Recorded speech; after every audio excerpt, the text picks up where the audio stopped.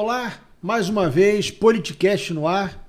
Hoje eu convidei aqui um velho conhecido aqui do programa, mas a gente precisa estar sempre atualizando as informações sobre política. E eu chamei, obviamente, um dos que mais entendem desse assunto para que a gente possa botar o papo em dia e avaliar as eleições dos municípios aqui do estado, né, o governo federal, enfim, fazer uma análise política ampla e profunda. Meu amigo Jackson Vasconcelos, mais uma vez aqui. Só não pode começar a cobrar cachê, né, Jackson? Senão você vai me deixar falido aqui, né? Para você eu faço... faço... cobrar um atrasado, já era. Não, eu que tinha que pagar para estar aqui, cara. Pô. Programa de audiência fantástico. Você é um cara fantástico. Eu gosto muito de participar com você. Eu tenho em cima da minha... Do mesmo jeito que você tem alguns livros ali em destaque, o seu livro está em destaque na minha estante. Muito obrigado. Né? Porque você trata a política do Rio de Janeiro de uma forma muito interessante, com conhecimento de causa. Você sempre foi assim. Você conhece o Rio, debate o Rio. E o teu programa está um sucesso impressionante, né? Porque daqui começam a sair algumas frases que vão mexendo a política. Às vezes você diz para mim que é um exagero, não é não. Toda vez que você bota esse programa no ar, algum estrategista em algum lugar muda a estratégia. Ele vai mexendo de acordo com... Mas é um prazer imenso estar aqui com você. Então vamos contar menos segredo aqui, né? Vamos começar a guardar segredo. Aí eu digo a você está começando a trabalhar de graça para algumas campanhas. Não, o nosso último programa, não vou dar o nome aqui não vou figura. dizer o nome das figuras, mas o nosso último programa aqui foi alvo de reclamações. Foi. Porque tem gente que prefere reclamar do que ajeitar, né? E às vezes a gente quer fazer até uma crítica construtiva. Eu não faço, você me conhece, minhas críticas são sempre de ordem administrativa. Eu nunca faço crítica pessoal, xingo ninguém, acuso ninguém de nada. Eu acho isso muito feio, né? Quando você aponta um dedo para alguém, você está apontando 4 para você mesmo, né? É. Então eu não faço, mas, enfim, tem gente que não gosta de ouvir crítica, né? Fazer o quê? Tem gente, rapaz. Eu me lembro do Harold. Harold foi senador, hoje o Portinho está na vaga dele. Uma vez ele disse para mim o seguinte: toda vez que eu ouço uma crítica, eu anoto. Porque se o cara tiver certo, eu estou totalmente errado, então está na hora de mudar o jogo. Se o cara estiver errado, eu me convenço que eu estou certo, aí eu insisto no que eu estou fazendo. Ou seja, eu ouço a crítica. Tem gente que não quer crítica, porque acha que a crítica só atrapalha o caminho. Não, para ouvir, pô. Tenha humildade, né? Começa a ouvir isso. Betley, até Deus fez esse exercício. Né? Tem gente que é mais do que Deus, né? Não gosta de crítica. Né? Mas até Deus fez esse exercício diante de Moisés. Quando Deus ficou irritado, porque o povo de Israel, lá embaixo, Moisés subiu no monte para receber as tábuas da lei. E Deus, que sabia de tudo, Moisés não estava vendo, ele estava em cima do monte. Aí Deus viu que lá embaixo construíram um bezerro de ouro para adorar. E um pecado que Deus nunca aceitou de ninguém foi a idolatria, talvez por ele ser um pouco mais ciumento. Não? Deus tem isso. Aí disse assim, cara, vem cá, não dá. Eu estou aqui vendo os caras construindo um bezerro de ouro, eu vou liquidar essa turma. Esse seu povo, Deus falou com Moisés, é só pegar a Bíblia, está lá. Aí Moisés disse assim, meu povo? É seu povo.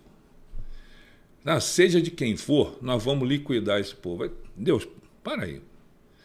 O que o cara lá no Egito vai dizer? Vai chegar para você e dizer, vem cá, que Deus é esse que tira o povo lá do Egito para matar no deserto? Diz a Bíblia assim, Deus reconheceu que estava errado e voltou atrás. Tem gente que não reconhece porque é acima de Deus. Tá certo? Infelizmente, né? Infelizmente. Falando em Deus, né? Falando em estar acima de Deus, para onde vai o governo Lula, o Jackson? Dólar a 5,50, dívida pública beirando os 80% do PIB, e o homem não para de falar bobagem. Vai para onde esse governo?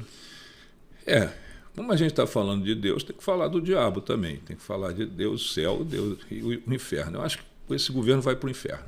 Ele não tem saída, não tem solução. E não é só por conta do que o Lula tem feito ou deixar de fazer. É pelo ânimo do Lula. O Lula se acha hoje extremamente recompensado por ter sido preso, ter saído da cadeia e ter ganho uma eleição. Então, ele já se acha recompensado por isso. E, a partir disso, ele começa a ter o convencimento de que tudo que ele faz está certo. Mas assim, meu Deus do céu, fui presidente 2 vezes, elegi uma louca 2 vezes. Aquela ali foi um fenômeno. Fenômeno. Fui preso, tá certo?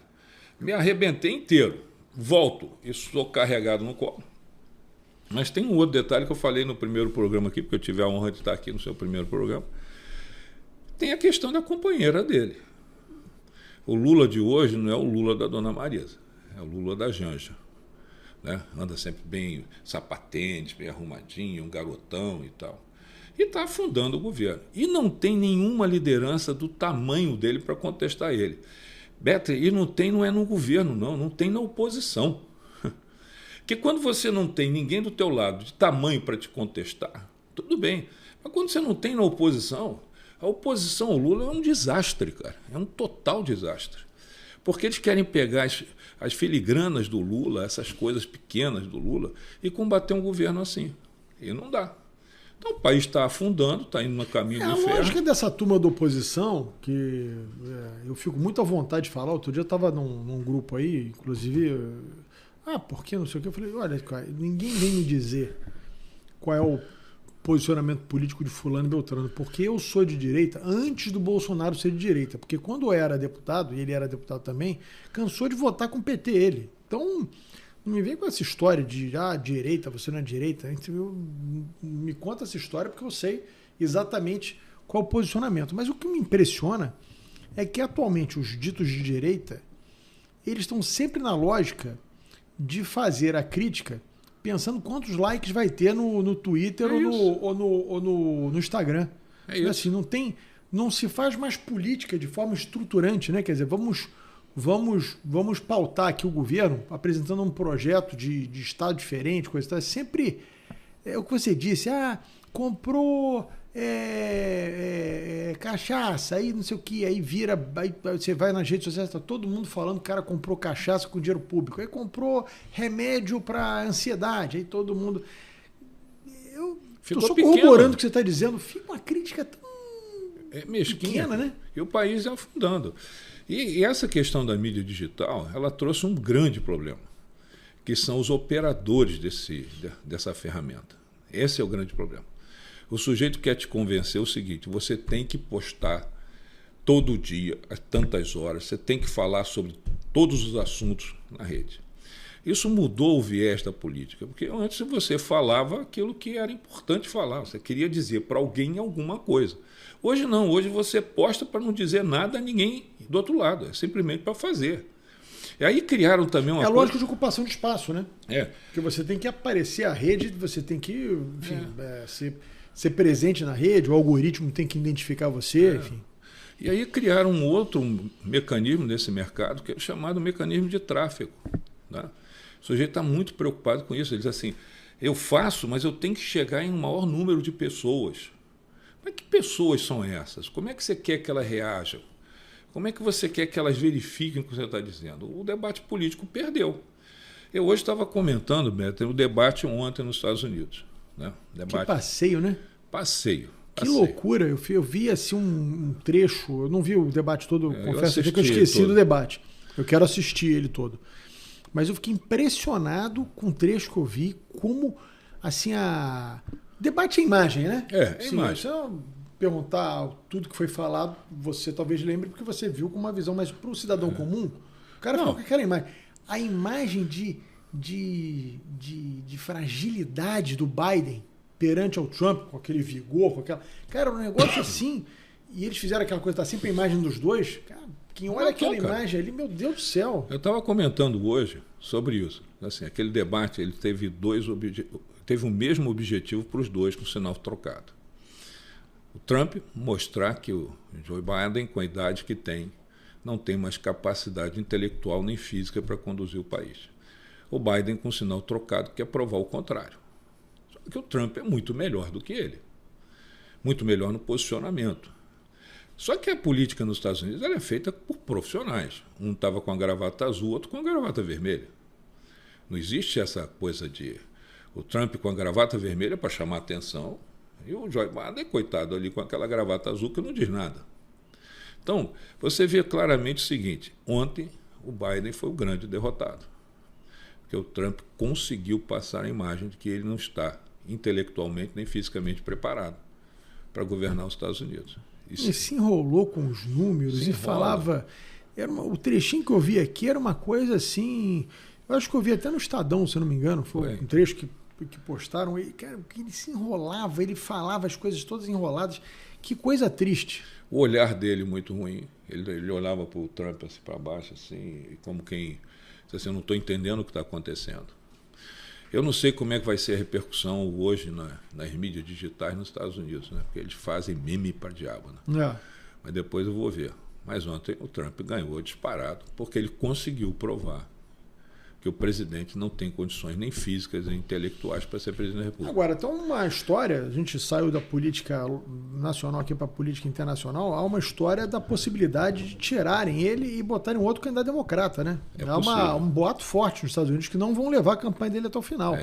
Estão apavorados com uma incapacidade do Biden de enfrentar. Um dos nomes que são cogitados, parece que ela resiste a isso, é a Michelle Obama. Isso. Seria a Michelle Obama ser trazida para o game.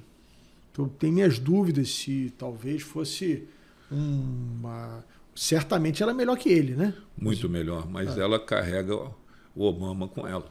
Então, resta saber se para o Obama esse embate agora é bom ou ruim.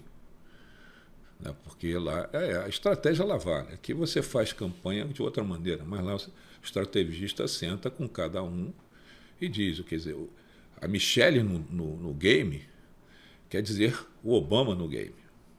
Né? E será que o Obama está disposto a disputar com o Trump agora, nesse momento? Tá certo? Mas, sem sombra de dúvida, hoje a eleição lá está decidida sem nenhuma circunstância. E curioso, né? Porque na eleição do Trump, ele foi subestimado até o último dia. Eu assisti a apuração com a convicção de que a Hillary tinha vencido. Nos votos ela ganhou, né? Porque talvez as pessoas não saibam, quem está nos assistindo, mas os Estados Unidos não é como no Brasil, que quem tem mais voto popular ganha. Os Estados Unidos realmente é uma federação de estados. Então, cada estado, pela sua população, tem uma quantidade de votos para mandar a um colégio eleitoral. Né? E quem tem mais votos nesse colégio eleitoral ganha. Então, pode ocasionar, como já ocasionou várias vezes, de um presidente ganhar no voto popular, mas perder no colégio eleitoral e não se eleger presidente, porque a combinação de estados faz com que um seja vitorioso em função do outro. Né? E como os estados têm número de delegados diferentes... Sim. Rapaz, isso na cabeça do Alexandre de Moraes devia fazer uma confusão, né? Imagina. Imagina ele fosse aquele negócio que você viu ontem aqui. Como é que faria, né? Aliás, impressionante como a grande mídia acordou que agora tem censura no Brasil, né? Eles acordaram. E que coisa incrível isso, né? Eles não sabiam que tinha. Eles estavam sob efeito de hipnóticos, sob Zolpidem. Que era o efeito que tinha nessa mídia? Ô Beto, era um negócio tão impressionante. Era uma espécie de bela adormecida. Eles tinham comido a maçã da feiticeira. Né? A maçã da feiticeira, o feiticeiro Jair Bolsonaro. Eles comeram aquela maçã e ficaram entorpecidos. Né? Dormiram e disseram assim, cara, eu tenho que ser contra esse cara. Vale qualquer coisa. Vale qualquer coisa. E só esquece que a hora que você abre a porta do inferno, ela não fecha mais, né? Não fecha mais. E o cara também descobre o seguinte, cara, aquilo que dá em Chico, dá em Francisco. Né? Então eu começo a ter problemas porque eu começo a ser censurado também. Isso tem um limite. Né? Então a imprensa começou a acordar para muitas coisas. Hoje o Estado de São Paulo traz uma discussão que já vem rolando aí, que o Supremo manda mais do que deveria. O Lula começou a dizer isso. Né? O Lula começou a dizer, ele não tem que se meter em tudo. Né? Então começam agora as coisas a se ajustarem, porque começaram a ver que o problema não é o Bolsonaro. O problema é a democracia mesmo. Né? O Bolsonaro tem o direito de ser do jeito que é, cada um vai lá e disputa no voto. Né? Não, e você dizer que uma pessoa atenta contra a democracia porque a pessoa não considera o sistema eleitoral brasileiro seguro, na Inglaterra o cara tem o direito de criticar a rainha. Claro. De dizer que a Inglaterra não precisa mais de rainha. Pesquisas são feitas por tabloides, isso é divulgado. As pessoas, tem gente que não quer mais que a Inglaterra seja um reinado, não quer mais que tenha rainha na Inglaterra, rei na Inglaterra, enfim. E ninguém é preso por causa disso. É a opinião da pessoa. Nós resumimos a nossa atuação política no Brasil à questão de Jair Bolsonaro. Ele é que pauta tudo isso. Os caras que foram presos em 8 de janeiro não é porque eram contra a democracia. É porque eles estavam vinculados ao Jair Bolsonaro. Eles usaram o argumento de combate à democracia por conta da origem do Jair Bolsonaro. Jair Bolsonaro trouxe para a memória da população 64. E para a memória de gente que nem viveu aquilo. Hein? Ele trouxe isso. Quando ele resolve combater a Dilma, trazendo para o lado dele os generais, que ele não tinha até aquele momento, ele não tinha. Ele tinha os capitães, sargentos e tal. Ele vota no impeachment da Dilma chamando à memória o torturador Ustra. Ele faz aquilo em resposta a Dilma com a Comissão da Verdade. E ali ele une os generais com ele. Porque a Dilma tinha constituído uma Comissão da Verdade, que era uma maluquice total na cabeça do Exército. É. Então hoje eles estão tentando, eles vincularam o Bolsonaro à ditadura e vincularam todas as pessoas. Gente, democracia é liberdade. É liberdade para você fazer o que você quiser.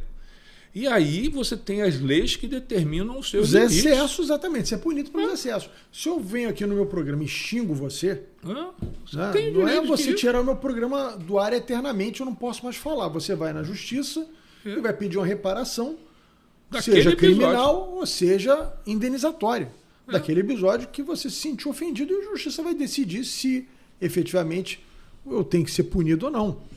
Mas isso é democracia. Sim. A gente está longe dela. Mas longe dela mesmo. Aliás, a gente está gravando aqui na sexta-feira e na terça-feira, se não me engano, teve uma tentativa de golpe na Bolívia, né?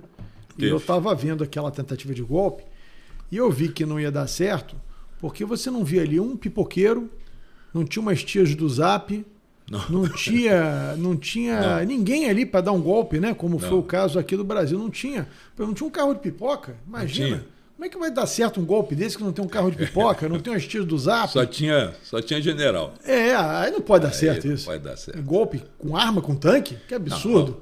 Não. Aqui não. Aqui a gente toma esse cuidado. A gente aqui tem que ter... É o cara da pipoca, é a moça que escreve com batom, né? Assim, venceu o mané, perdeu o mané. Então. Porque essas pessoas são perigosas mesmo. Elas são muito perigosas. Porque elas votam. E o voto ele é muito mais forte, muito mais significativo do que qualquer fuzil.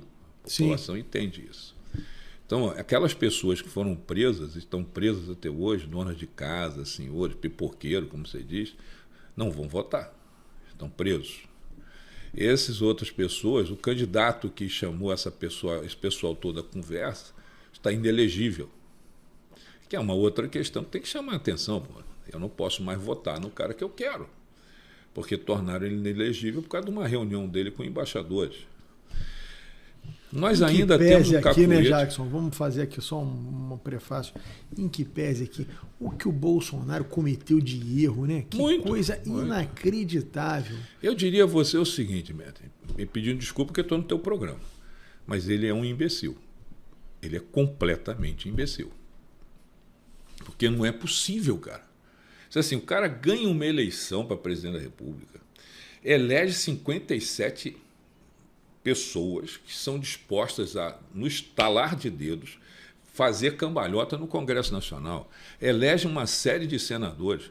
Cara, sentava na presidência, enfiava reformas que ele queria, metia tudo no Congresso Nacional, tirava do outro lado, depois brigava com quem quisesse. Não, ele pega um partido quebrado, não existia aquele partido. Ele faz daquele partido um partido que tem uma grana fabulosa, ele elege um monte de gente e resolve brigar com esse pessoal todo. Aí explode qualquer chance de composição com o Congresso. Começa a confusão ali. Depois ele parte para a questão da pandemia, que era um troço simples. Eu até hoje não acredito. Por que o cara não permitiu que desse uma agulhada nele? Pô, vacina, irmão. Vamos vacinar o povo. Não. Aí ele botou na cabeça uma outra coisa. E assim ele veio se acumulando de bobagem, veio fazendo bobagem atrás da outra, e culminou com a escolha dos 2 ministros supremos. Porque ele conseguiu ser um presidente, ele comunicou tão mal, ele conseguiu ser o presidente que talvez mais comprou vacina no mundo e foi o cara contra a vacina. Pior, vai lá no Diário Oficial, no ano da pandemia, tem uma decisão dele, um decreto dele, determinando o uso de máscara e determinando o distanciamento. E ele estava na rua dizendo o contrário. É louco, cara. Para mim, e como eu não admito que ele seja maluco, ele é um imbecil. Ele é totalmente imbecil. Se eles tinham o Supremo contra ele e estava disposto a comprar uma briga com o Supremo, no momento que ele pode, entre 11, botar 2, ele bota 2 caras que ele não sabe para que serve. Entendeu? E aí muita gente diz para mim o seguinte, pô, tu não pode meter o pau no Bolsonaro. Não estou metendo o pau no Bolsonaro. Tá certo? Não, mas nós estamos aqui para fazer análise. Não estou aqui para fazer fanfarronice e nem ficar lambendo ninguém. Ele em nenhum momento ele se levantou contra o Supremo pelo Supremo ter libertado o Lula e tornado o Lula inelegível. Não. Ele resolveu brigar com as urnas eletrônicas. Quando eu vi a reunião dele com os embaixadores, eu disse assim, cara, bota uma tela ali e mostra o que está acontecendo. Gente, tiraram um cara da cadeia para disputar comigo. Esse cara é criminoso. Não, ele foi falar da urna eletrônica. E ele continua o mesmo, apesar de ter uma multidão com ele. Ele continua o mesmo, ele ouve uma panela de meia dúzia. Ele hoje está vivendo uma circunstância de maluco, porque ele é membro de um partido, é a maior liderança do partido e não pode falar com o presidente do partido.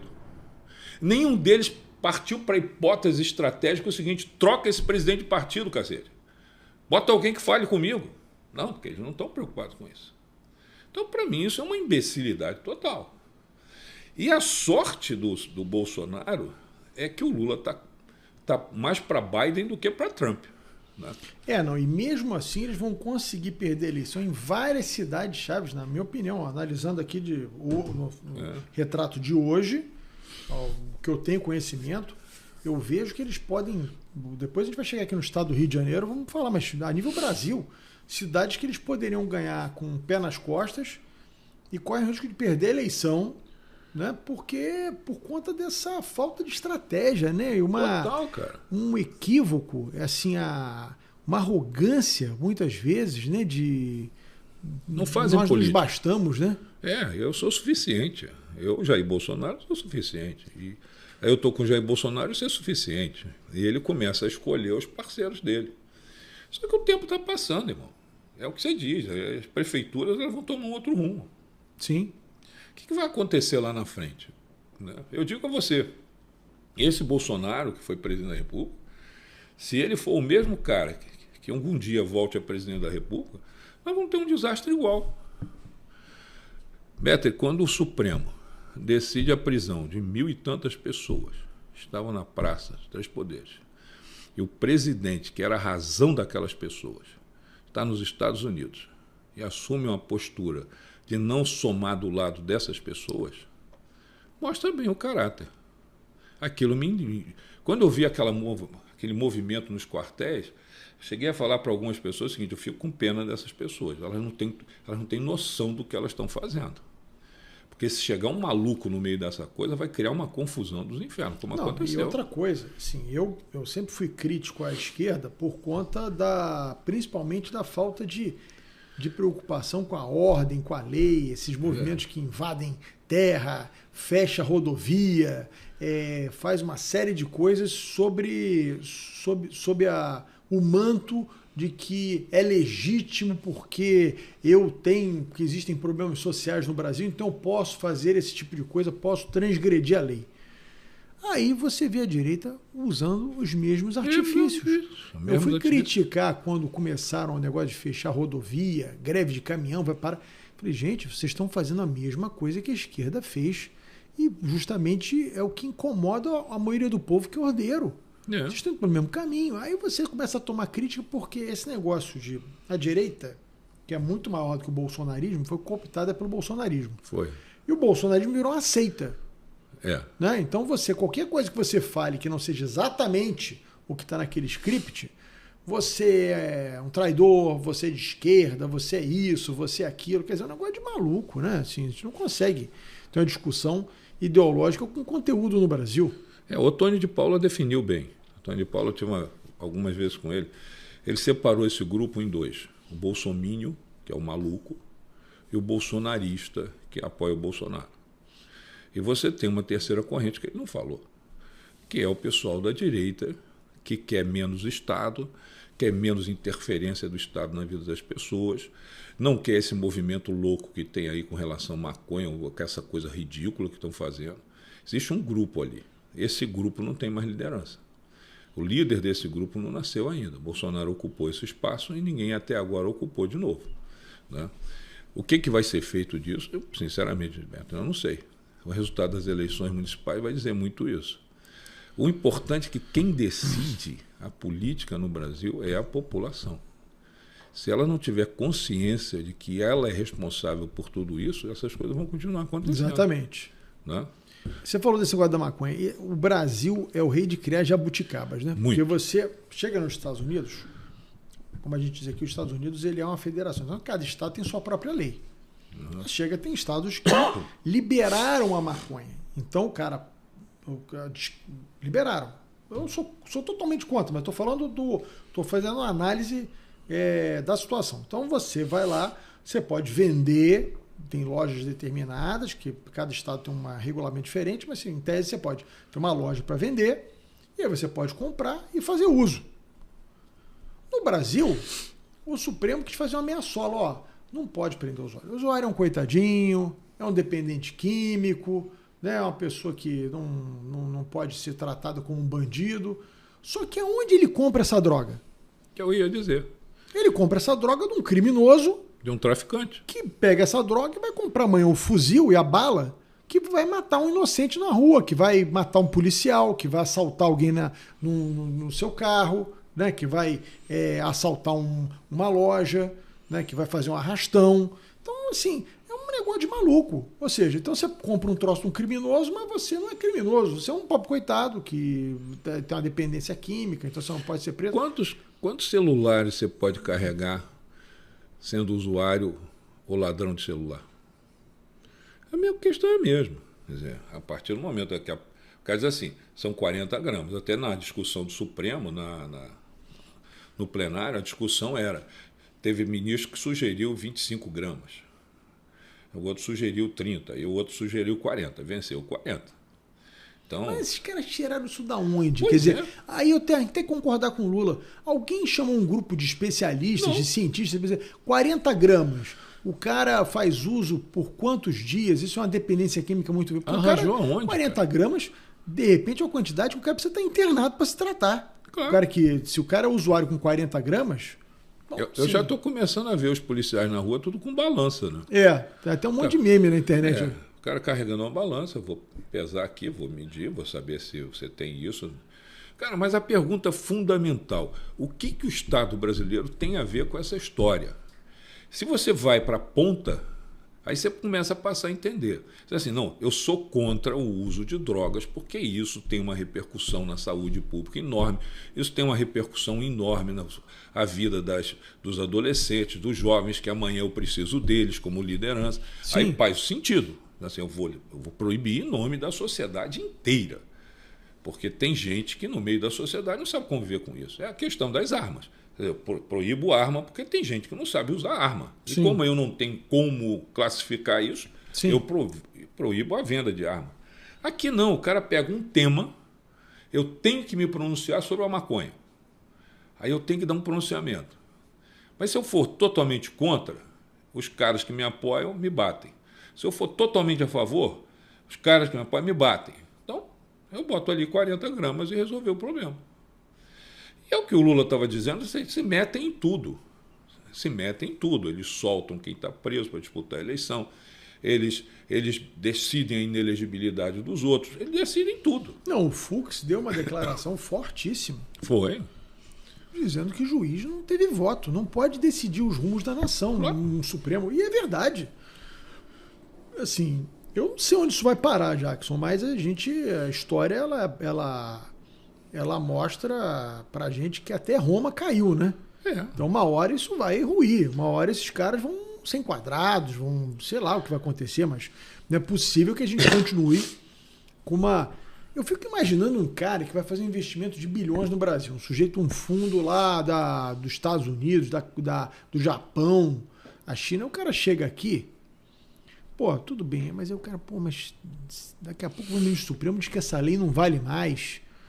diz que agora tem que pagar imposto retroativo, diz que não sei o quê. Que é uma maluquice. Você não tem nem segurança jurídica no Brasil. O cara se caminha para o outro lado. Ele Entendeu? vai embora. Ele pode escolher. As pessoas não veem as consequências dessas decisões assim, extemporâneas, né? Totalmente. E aí começa a se meter nas coisas que não dizem respeito a eles. Betten, o Brasil precisa de um processo histórico de construção. E os outros países tiveram. A gente está falando aqui da questão do Supremo. Você pega a Suprema Corte dos Estados Unidos, aquilo foi construído ao longo do tempo. O nego diz que aqui o mandato é vitalício é lá. E o sujeito lá só sai se quiser ou se morrer. Ele pode, se ele viver 100 anos, ele é... E ele não é ministro, porque lá não se chama ministro. São juízes da Suprema Corte. Um outro fato interessante que vem nessa discussão agora, quem decide o que vai a deliberação do juiz da primeira corte são os juízes da primeira corte. Quando você entra com alguma petição na Suprema Corte, a Suprema Corte para e diz assim, eu quero me pronunciar sobre isso ou não. Esse assunto não me diz respeito. São eles que decidem. Eles se fecham numa sala onde ninguém tem acesso, nem os assessores deles, e deliberam. E dali um juiz sai com a ata, assina a ata e manda para todo mundo. Quer dizer, fechamos questão nisso aqui. Então, tudo isso foi criado ao longo do tempo. Essa sabatina no Senado, nos Estados Unidos, aconteceu por conta de um juiz. Como o Senado vinha rejeitando os nomes encaminhados a ele, um dos indicados resolveu o seguinte, presidente, deixa eu ir lá conversar com os caras. Foi e criou uma nova norma. Nós aqui estamos ainda no embrião dessa coisa, né? Onde a Suprema Corte, aqui, o Tribunal Superior, a Suprema Corte do Brasil, ela tinha que estar atenta a questões constitucionais. Elas não podem ser corte de apelação. Então, corte constitucional. Feriu a Constituição, vem para mim. Não feriu a Constituição, vai embora. A vida continua. É uma discussão menor. Aqui não. Aqui virou essa parafernália danada, que aonde é que vai parar? Ninguém sabe. Só sabe que abriram a caixa de Pandora, né? Hoje, por exemplo, você sai do Brasil, vai para Lisboa com todos os ministros da Suprema Corte, com o presidente do Congresso brasileiro, com o presidente do Congresso, da Câmara do Brasil, vai todo mundo para Lisboa para discutir o Brasil. Não tem ninguém lá que seja de Lisboa. É todo mundo daqui que vai para lá. Qual é o sentido disso? Só é passeio, né? Não tem passeio. Volta às origens. Aí precisava ter alguns índios lá, né? Sim. Então, tudo isso é uma confusão e a população ela fica atônita. Ela começa a não entender o que está acontecendo, né? Bom, vamos falar aqui do estado do Rio de Janeiro, porque tem algumas eleições, Jackson, aqui que eu queria ouvir a tua opinião.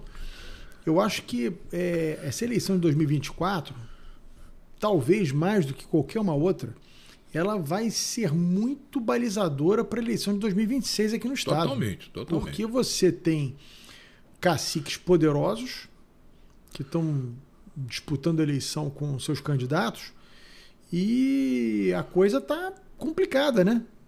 Por exemplo, estava vendo a pesquisa de Caxias, em que o Washington, que está com apoio grande lá de vários partidos, do PL, dos bolsonaristas, que o Bolsonaro ganhou a eleição em Caxias por uma ampla margem, hoje o candidato dele está atrás do Zito, né? Que é o ex-prefeito, que é apoiado pelo PT. E não está pouco atrás, não, está bem atrás, ou seja, é um risco grande de perder a eleição ali em Caxias, né? Porque não perguntam ao povo, né, cara? A questão muito clara a classe política ela se movimenta entre ela. E aí ela fica dizendo o seguinte, vai ser desse jeito porque eu quero que seja assim. O que está acontecendo em Caxias? O Washington Reis achou que tinha resolvido a fatura. Eu sou tão grande, eu sou tão poderoso, eu sei tanto, que eu sou capaz de comandar esse troço o resto da vida. E não é assim. Não é assim. Tem que ouvir a população, irmão. A população é que vai dizer se quer que você continue ou não. Você tem que escolher o melhor candidato para disputar. Aí o cara escolheu, porque o problema de Caxias hoje não é o Washington Reis, é a figura que ele escolheu para disputar a eleição. É um sobrinho, né, dele? É um sobrinho. Se eu tenho um gigante como o Zito, eu não posso escolher um anão como candidato. Ou o Washington Reis ia para a briga, ele do tamanho que tem, alguém do tamanho do Zito. Mas não, ele se movimenta dentro daquele castelo dele. Não, qualquer um que eu indicar, não tem esse negócio? Se eu puser, o César Maia dizia muito isso, né? Eu boto lá um jumento, ele ganha a eleição. Não é assim. Então, isso está em Caxias e está em vários outros lugares. Mas você sabe, você tocou no assunto, você sabe que eu tenho feito algumas campanhas aí no interior do estado e eu tenho me deparado muito com isso. É impressionante como alguns políticos criaram uma arrogância que acham que realmente podem qualquer coisa. Vou citar aqui 2 exemplos de municípios que eu tenho acompanhado. Saquarema, atual prefeita, que tem um orçamento de 3 bilhões e meio para 90 mil habitantes, está nadando de braçada com dinheiro de royalty, sei lá, 90 mil pessoas, 30 mil lá recebem algum tipo de bolsa. Um negócio assim impressionante de você pensar sobre a ótica distribuição de dinheiro, né, da prefeitura. E aí ela pega uma candidata chamada Lucimar da Educação, em que era a sua secretária de Educação, ela rebaixou para subsecretária, ou seja, a mulher provavelmente não teve competência para ser secretária, botou o ex-marido de secretário para poder tocar os programas da Secretaria de Educação, e agora lança essa mulher que ela rebaixou para subsecretária para candidata a prefeita. Quer dizer, acha que pode qualquer coisa. Numa dessa toma um susto e perde a eleição. Porque, pô, não é possível, não pode qualquer coisa. Outro exemplo também que eu tenho acompanhado de perto é Araruama. Araruama, o Chiquinho da Educação, que manda na cidade há muito tempo, né? Fez 2 mandatos, depois elegeu a mulher, reelegeu a mulher com votação muito alta. E a cidade está arrumada, a cidade é arrumada. E aí se junta toda a classe política do doutor Luizinho, PL, enfim, vários, o União Brasil, juntou basicamente quase todo mundo contra o Chiquinho, o grupo político que comanda a cidade hoje. Aí escolhe uma candidata, escolhe uma cara nova, uma coisa que simboliza a mudança, escolhe uma candidata que foi colada no ex-prefeito Miguel Giovanni, que foi considerado um dos piores prefeitos da história de Araruama. E, para piorar, foi presidente da Câmara, essa vereadora que é a candidata lá de oposição, foi presidente da Câmara, e quando foi presidente da Câmara não conseguiu pagar nem o 13º, nem as férias de funcionário. É o cartão de visita de uma pessoa que quer ser candidata a prefeita. Não tem condição, né? Quer dizer, então, assim, eu fico impressionado, você está falando um negócio, e me vê à mente esses 2 casos, que eu fico impressionado como a classe política... Ela perdeu a noção do povo. Em boa parte, tomou de uma arrogância que acha que pode qualquer coisa. Pode qualquer coisa, né? Diz assim, eu posso e o povo tem que me acompanhar. Saramago tem um livro muito interessante chamado Ensaio sobre a Lucidez. Tem um ensaio sobre a cegueira e, em seguida, um ensaio sobre a lucidez, que é a história da população de uma capital fictícia, em que essa população foi chamada para a eleição. E no dia da eleição chovia torrencialmente. E os caras chegaram para trabalhar na eleição, montaram a mesa eleitoral e tal, e não vinha ninguém votar. Os caras preocupados, o livro é fantástico, o cara vai ligando para o outro, chegou alguém aí? Não chegou? Como é que vem? Então não vai aparecer ninguém. Quando chegou em cima da hora, apareceu uma multidão para votar. Votou e foi embora. Saiu o resultado. 70% dos votos em branco. Aí os políticos que comandam o processo, isso é loucura. Por que esses caras votaram em branco? Esses caras são malucos. Aí começa aquelas conjecturas que a gente já viveu, eu vivi, você também, nas mesas de discussão, né, de gabinete. Os caras dizem assim, cara, foi por causa da chuva. Chovia muito. E a lei me autoriza a convocar nova eleição quando tem um fenômeno desse. Chamaram uma nova eleição. Não faltou ninguém. Abstenção, 0. 90% dos votos em branco. A história, eu sugiro aqui, quem queira ler o ensaio sobre a lucidez, você começa a ver o poder político querendo arranjar uma razão para isso. E chama os caras para depor. Vem cá, você tem que depor na polícia para dizer por que você votou em branco. Aí o cara diz assim, cara, porque eu não achei ninguém. Ninguém me disse isso. Não, mas tem que ter um líder. Tem que ter um Bolsonaro que levou você a essa loucura. É a mesma coisa, o poder político ele se reúne em torno da mesa. E ele não sabe o que o povo está pensando. Beto, tem uma coisa que não encaixa mais. Você é um cara de pesquisa e pode avaliar para mim. Eu não tenho pesquisa disso, mas eu ouço. população já acostumou o seguinte: eu recebo cesta básica, ninguém vai me tirar isso. Eu recebo dinheiro, ninguém vai me tirar isso. Bota quem quiser lá. Aí eu começo a ter um outro parâmetro de comparação. Eu começo a olhar o candidato de outra maneira. Essa mulher pagava ou não pagava salário? Não, então para mim não serve. Não adianta vir com um papo aqui que vai me dar, continuar me dando dinheiro. Porque o outro que sentar aí também vai me dar, porque senão eu entro lá e quebro tudo. Tá? Então a classe política ela resolve tudo em torno de uma mesa redonda, esquecendo o povo. Por isso que a eleição é surpreendente. Você tem mais surpresa em eleição do que certeza em eleição. Pode ver. É verdade. Né? Então você está vendo isso no interior do estado. Lugares que o cara se outro acha... caso aqui, para a gente não passar em branco também, que é também um cacique hoje, político do estado, presidente do Republicanos, o Vaguinho, que Parece tinha tá como seu sacode, parceiro, né? tinha como seu parceiro ao longo de vários anos de política, o deputado Canela. Racharam, o Canela candidato a prefeito, e o Vaguinho lança também um sobrinho. O mesmo caso do Washington. O Washington lança um sobrinho, ele também lança um sobrinho. E parece que também está, em que pese, está há muito tempo governando a cidade, é um prefeito bem avaliado, mas também está atrás. Porque é difícil, vai contar que história para a população, né? Você está tantos anos, todo mundo junto ali. Aí daqui a pouco racha, esse cara que você dizia que era teu parceiro, não é mais. Esse cara se lança candidato a prefeito. Então você lança um sobrinho e diz, não, agora esse cara aqui, vocês esquecem esse cara, você tem que votar nesse cara aqui. A população fica confusa, né? Você tem que ter uma dinâmica para contar essa história. Por que não está mais? O que aconteceu? Tamonte é uma cidade desse tamanho aqui em Minas. A gente está fazendo campanha lá. Um candidato fantástico. Eu fui lá, uma vez lá, no almoço. Aí eu vi uma discussão numa mesa assim, que o prefeito lá está indicando uma mulher candidata. Aí uma pessoa diz assim, mas por que indicou ela? Por que tem que ser ela? Quem decide a eleição sou eu? Não me perguntou nada. Aí começa as futricas. Né? Futrica porque é isso, porque é amante, porque não é amante, porque é aquilo, porque é irmã, porque é tia, porque é sobrinho. A população já afunilou, cara. Afunilou, já aprendeu o seguinte, eu vou escolher quem eu quiser. Não, e você falou de César Maia, eu lembro de 96, que eu estava naquela campanha do Conde, comecei minha vida com César Maia em 93, e eu lembro que havia uma certeza entre os políticos que estavam próximos ali do César Maia, que ou ia ser a Solange Amaral ou ia ser o Eider Dantas. O Eider Dantas com um certo favoritismo.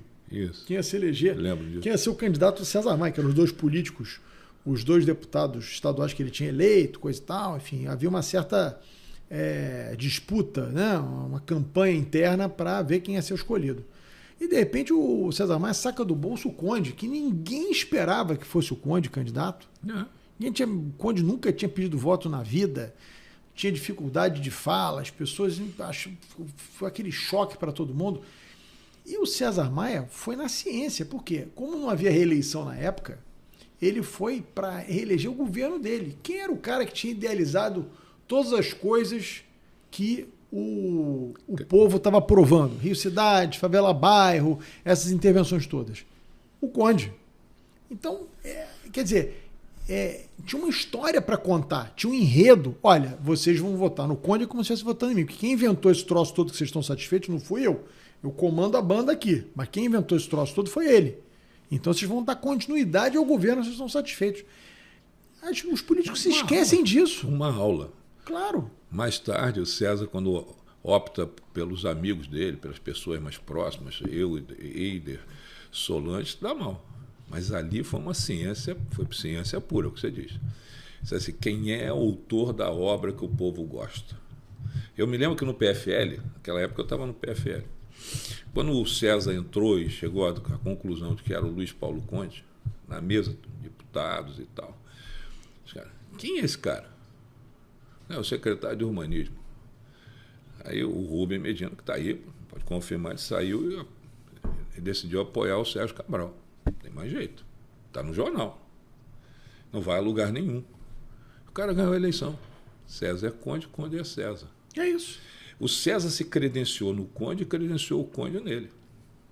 Depois perdeu o caminho. Mas ele conseguiu ali mostrar para a população que era candidato do governo dele, que nem a Solange, nem o Eider, que eram políticos experimentados de voto, iam conseguir representar isso. E é o que nós estamos falando aqui. Precisa ter uma história para contar à população que seja crível. Não adianta o cara, vota nesse cara aqui, mas por que eu estou mandando você votar? Porque é meu sobrinho, é meu amigo, é meu chefe de gabinete, é meu pai, é meu tio. Pô, não é assim. Você tem que ter uma história para contar. Não, isso aqui pode dar continuidade ao governo por isso. Acompanhou, foi ele que fez isso, foi ele que teve essa ideia. Não, hoje há uma boa parte da classe política foi tomada de uma arrogância que acha que pode qualquer coisa. Eu vendo por qualquer preço. Eu me lembro que, agora há pouco tempo, também em Minas, que a gente está mexendo lá em alguns lugares, um cara chegou e disse assim, cara, o político veio, o cara falou comigo, assim, um cara do povo, o cara vem aqui, o voto está custando R$100, o cara me oferece R$100. Agora eu acho que ele é otário. Mas por que ele é otário? Porque ele não sabe em quem eu vou votar. Ele está pagando uma coisa que ele não sabe se eu vou entregar ou não. Sim. É a população que decide, cara. E se o cara vier com arrogância, que eles estão levantando nisso, você vê isso hoje no governo do Estado. Mesma coisa, você começa a ter uma arrogância tal.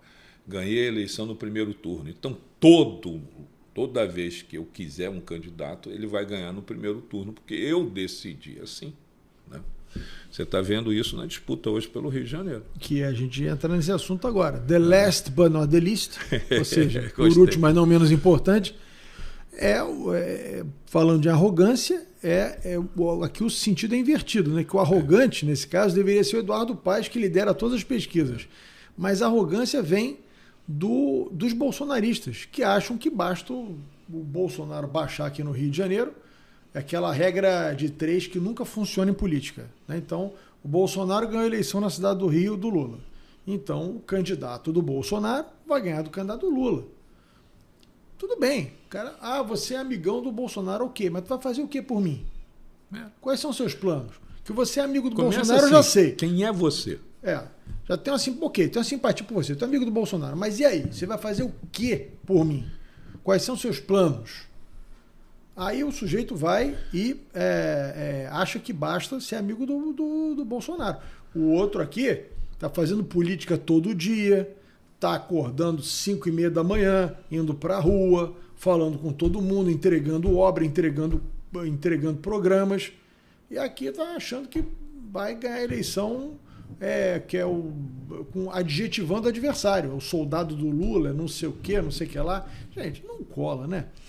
Não dá certo. Outro dia eu estava num programa, num podcast, no meu amigo Tchau, e aí a gente entrou nesse assunto. Ele me perguntou sobre Eduardo. Eu disse assim, cara, Eduardo é obstinado. Eduardo não é direita, ele não é esquerda, ele não é centro, ele nem em cima nem embaixo. Ele é obstinado. Ele, quando tem um projeto na cabeça, que aí o Eduardo Tchau colocou, ele é obstinado pelo poder. Quando ele tem um projeto na cabeça, ele corre atrás e ele briga por isso. O sonho do Eduardo era ser prefeito do Rio de Janeiro. Ele fez tudo o que precisava para ser prefeito do Rio de Janeiro. Compôs, afastou-se de César Maia, juntou com o Sérgio Cabral, foi para lá, obstinado. Ganhou a prefeitura do Rio. Quando você vai medir o sucesso de um corredor numa maratona, é o cara que chega na frente. Ele traçou um caminho. O que eu sinto, Beto, é que os caras que estão concorrendo contra o Eduardo Paes não têm a obstinação dele. Não tem mesmo, é o que você estava dizendo. Ele entra de sola, ele vai para dentro. E os caras estão discutindo o sexo dos anjos. Estão fazendo qualitativa, estão fazendo quantitativa, que como se aquilo fosse um universo separado. Outro dia me falaram sobre uma qualitativa que estavam fazendo aí para um candidato. Cara, tu acha que só vocês fazem? Entendeu? Só vocês. Aquela história do Garrincha, né? A Copa, acho que de 58, 62, não lembro mais. Você vai por aqui, fulano entra por aqui. Garrincha, você se posiciona aqui, o cara vai dar bola para você, o cara levanta o dedo. O professor, o senhor combinou com os russos? Combinou com eles? Não combinou. E aí, já tratando do Garrincha, como você diz, né, você vê que é uma grande questão. Serve como exemplo. Você olhava Garrincha, ele tinha tudo para dar errado. Tudo para dar errado. A perna torta, o cara assim, aí nego subestimava. Pau. Ele mostrou que era grande. Depois disseram o seguinte, agora vamos para a estratégia, porque esse cara só com estratégia. Chegaram à conclusão que ele saía para um lado só. tomaram surra igual ele saindo para o mesmo lado. Porque o jogador é o jogador, cara. Eduardo Paes é jogador de campanha. Todo mundo que vai enfrentar Eduardo acredita que o Eduardo está ali como eles. Não está como eles. O Eduardo está obstinado hoje em ser governador do estado do Rio de Janeiro. O caminho eu tenho que ganhar a reeleição para a prefeitura. Eu tenho que colocar alguém na prefeitura que não me crie problema. E eu saio candidato a governador. Ah, mas eu vou usar isso contra ele. Quem disse que o povo está interessado nisso, cara? Você viu em São Paulo. Você viu com Serra e viu com Dória. Nego dizendo o seguinte, não, você vai ser candidato. Saiu e foi candidato. E ganhou a eleição. Por isso que eu digo que tem que respeitar um pouco a lógica do povo. A lógica do povo hoje é o seguinte, não tenho ninguém para substituir o Eduardo. Eu não achei ainda. Aí ele é isso, o cara diz, ele é Bolsonaro, ele é Lula, ele é não sei o quê, ele é um vagabundo. E ele está indo. É. E o cara está na arquibancada gritando. E um monte de marqueteiro cobrando milhões para dizer como é que derrota o Eduardo. E o despreparo dos adversários, né? Total. Porque o cara que pretende enfrentar o Eduardo Paes numa eleição, ele tem que ter consciência de que ele está enfrentando um cara. Você pode discordar de programa X, Y, você pode discordar o que você quiser, mas está enfrentando um cara que trabalha feito um cavalo, conhece a máquina pública, está no 3º mandato de prefeito, sabe usar a máquina pública e sabe fazer política. Então você não pode ir para um enfrentamento desse achando que basta usar os adjetivos e ser amigo do Bolsonaro que vai resolver o problema. Não vai. Ou você estuda e se prepara para tentar chegar ali no mesmo nível, ou então Eu tive notícia tive lá a notícia do lançamento da candidatura do Rodrigo Amorim. Rodrigo é um cara que pessoalmente é uma figura, um gentleman, sujeito fantástico. Gosto muito dele. Não, eu também, comigo sempre foi muito gentil. Muito. Ele é assim. Aí fizeram o lançamento dele. É uma linha de agressividade, de dureza, jogando pesado, esculhambando o Eduardo. Eu fico imaginando, cara, quem é que está ouvindo isso? Quem é que está interessado nisso? E ninguém coloca uma questão em pauta muito clara hoje no Rio de Janeiro. O Rio de Janeiro que você tem é o que você quer ou é o que você não quer? É o máximo que podem fazer pela cidade? O Eduardo está fazendo o máximo que pode fazer pela cidade? Ora, Eduardo é um cara que está aí desde 93. Eduardo foi vereador, Eduardo foi deputado federal, Eduardo foi secretário várias vezes, Eduardo já foi prefeito, hoje já está caminhando para o 3º mandato. Quer dizer, o que representou esse histórico do Eduardo para a vida do Rio de Janeiro? O que incomoda ou não incomoda Eduardo? O que é ruim para ele e é ruim para mim? Não, eles não querem discutir isso. Hoje a grande pauta eu sou Bolsonaro e sou a favor do Rio de Janeiro porque eu sou Bolsonaro. Ora, quando eu olho como analista isso, eu digo, cara, é o argumento mais falho do mundo. O que o Bolsonaro, vamos para o lado prático da vida das pessoas, o que o Bolsonaro fez pelo Rio? Nada. Eu acompanhei os 2 últimos anos de mandato do Crivella e eu, sinceramente, não vi um dinheirinho ali para a saúde, uma coisinha ali, adiantou um dinheirinho, não sei, mas de concreto, uma grande obra que tenha se financiado aqui no Rio de Janeiro, uma grande intervenção, uma grande política pública, não conheço nenhum. Ele não pode ser a pauta, cara. Se a gente for para uma eleição onde a pauta é o Lula ou o Bolsonaro, nós estamos esquecendo a pauta principal, que é o Rio de Janeiro. E eu digo a você, numa boa, o nosso problema grande aqui é a violência, que o nego confunde com a segurança. O nego confunde com a segurança, não é a violência, ela antecede a isso. O Rio de Janeiro está muito violento. Muito violento. As pessoas só querem tratar as coisas na violência, na mão, querem ganhar no braço e no revólver e no fuzil.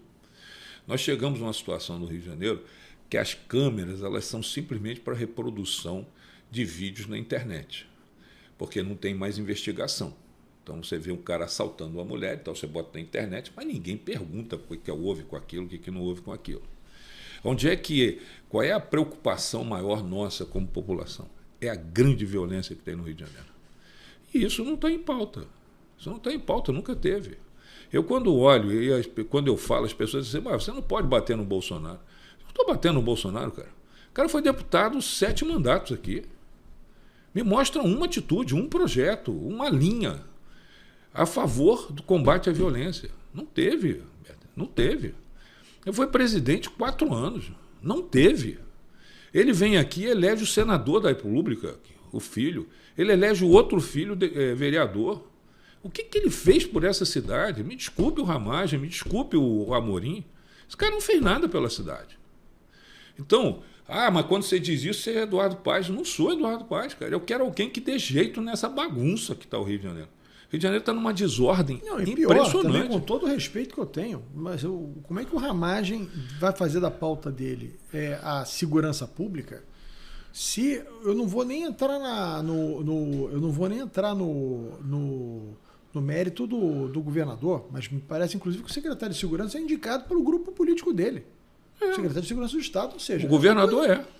Então, como é que a população enxerga um negócio desse? As pessoas estão na rua, cara, estão vivendo o drama todo dia. Eduardo não se incomoda com isso também, não. No alivio, não. Eduardo não se incomoda. Outro dia eu falei no diário, o problema do Supremo, não mexe um músculo no Eduardo. Tá nem aí, porque ele entende que o assunto não é dele, o problema não é dele. Ele toca a vida dele. Mas a grande questão é o seguinte, qual é a pauta? O que está em jogo no Rio de Janeiro? O jogo no Rio de Janeiro é uma desordem completa. O Rio de Janeiro hoje, existe o Rio de Janeiro do Leblon, existe o Rio de Janeiro de Ipanema, existe o Rio de Janeiro de Campo Grande, Bangu, Santa Cruz, etc., e Madureira. É uma loucura. Você vai na Ilha do Governador, aquilo está num abandono completo. As pessoas lá, Mato Grande e tal. Agora, o que Eduardo é numa campanha? Eduardo é um mágico. Como é que um mágico funciona? Ele deixa você ver o que ele quer e não deixa você ver o que ele não quer que você veja. E nisso ele é mestre. Ele mostra para você o Parque Madureira, ele mostra para você a questão do transporte, ele vai mostrando para você o que ele quer que você veja. E não tem oposição para mostrar aquilo que ele não quer que você veja. Porque em vez de mostrar aquilo que não quer que você veja, fica dizendo que ele é Lula, que ele é isso, que ele é aquilo, que ele é vagabundo. Que não, mostra, cara.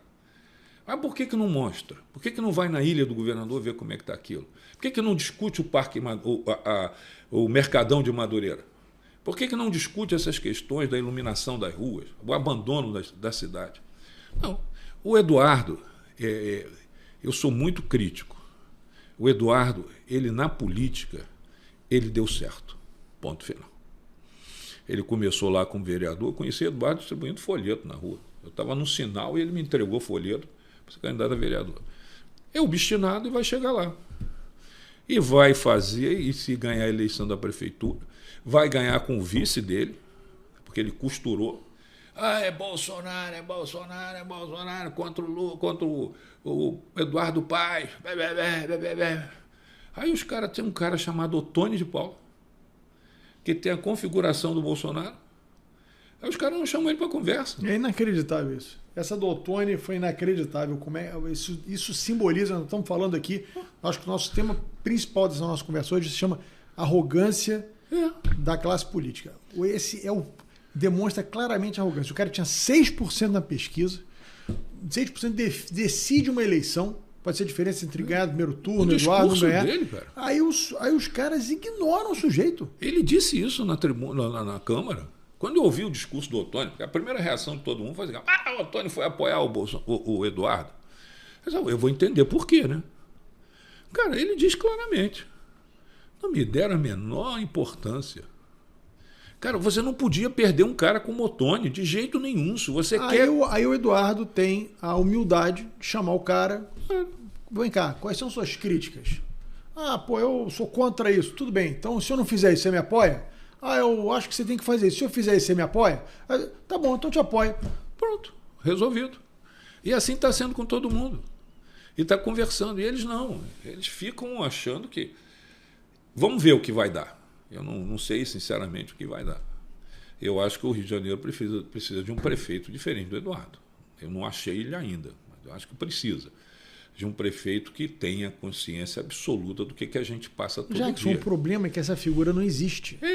Essa figura não existe. Mas nós falamos sobre isso aqui. Aí você tem o Eduardo, voltando ao assunto, que é um cara que conhece a máquina, trabalha muito, está sempre presente, é uma figura presente. Não pode dizer que o Eduardo é um cara que se omite, é um cara presente.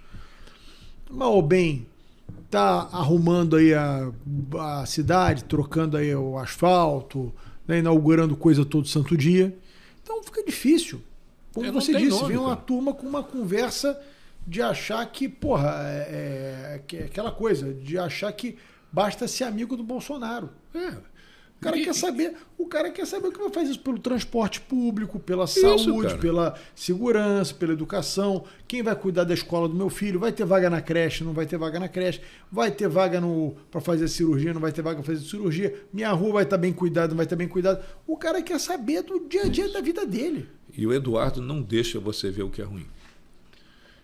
Ele só mostra aquilo que é bom. E não tem nenhum candidato mostrando aquilo que é ruim. E estão vindo os magos para o Rio de Janeiro. Rio de Janeiro é terra de ninguém. É impressionante como o político gosta de se enganar. Também é um negócio inacreditável. Eu vou falar um pouco do nosso mercado. Impressionante. O que eu vejo vamos usar um termo bem forte, de picareta, que conta história para político e aí vende para uma fortuna um serviço como se fosse transformar, como se tivesse capacidade de transformar o sujeito num cara vencedor com um programinha de televisão bem feito, com uma frase de chavão, uma coisa qualquer. É inacreditável, inacreditável. Uma vez o Fraunhofer ficou chateado comigo.